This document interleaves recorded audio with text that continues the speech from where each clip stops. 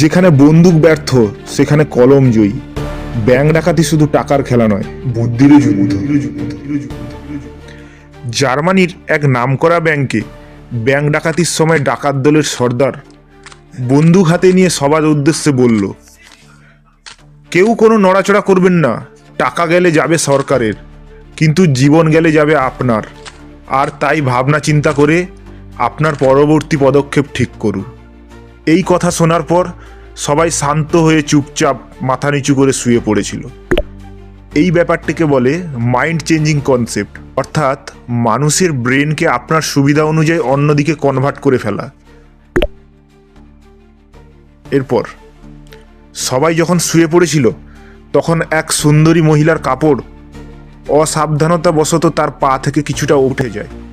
এমন সময় ডাকাত দলের সর্দার তার দিকে তাকিয়ে চিৎকার করে উঠে বলল, আপনার কাপড় ঠিক করুন, আমরা এখানে ব্যাংক ডাকাতি করতে এসেছি, অশ্লীল আচরণ করতে না।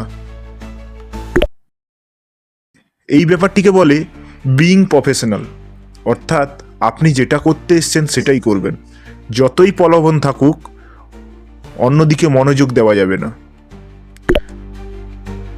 এরপর যখন ডাকাতরা ডাকাতি করে আস্তানায় ফিরে এলো তখন ডাকাত দলেরই একজন ছোট ডাকাত, যে MBA পাস করা, সে বলল, সর্দার চলেন টাকাটা গুলে ফেলি। যেখানে সর্দার ছিল ক্লাস 5 পর্যন্ত পড়াশোনা করা।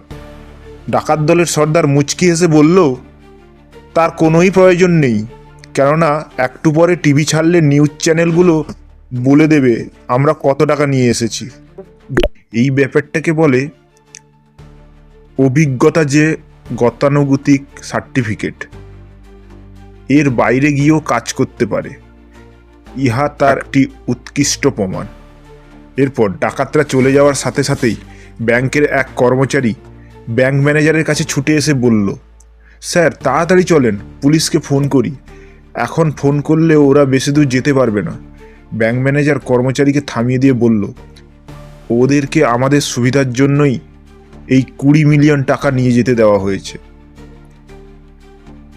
তাহলে আমরা যে 70 মিলিয়ন টাকার গড়মিল করেছি তা এই ডাকাতির ভিতর দিয়েই চালিয়ে দেওয়া যাবে। সো এই ব্যাপারটাকে বলে সুইম উইথ দ্য টাইড, অর্থাৎ নিজের বিপদকেও বুদ্ধি দিয়ে নিজের সুবিধা হিসেবে ব্যবহার করা যায়। কিছু সময় পরেই টিভিতে রিপোর্ট আসলো, ব্যাংক ডাকাতিতে 100 মিলিয়ন টাকা লোপাট। ডাকাতরা সেই রিপোর্ট দেখে বারবার টাকা গুনেও 20 মিলিয়নের বেশি বাড়াতে পারল না।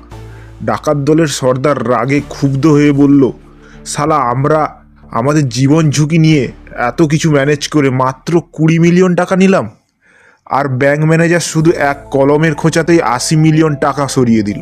শালা চোর ডাকাত না হয়ে পড়াশোনা করলেই তো বেশি লাভ হতো। এই ব্যাপারটিকে বলে knowledge is worth as much as gold. Bank manager মন খুলে হাসছে, কেননা তার লাভ 80 মিলিয়ন টাকা।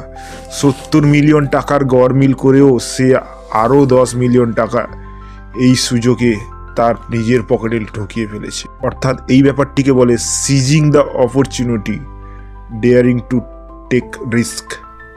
আর এমন শিক্ষণীয় ভিডিও দেখতে আমাদের চ্যানেলকে এক্ষুনি ফলো করুন।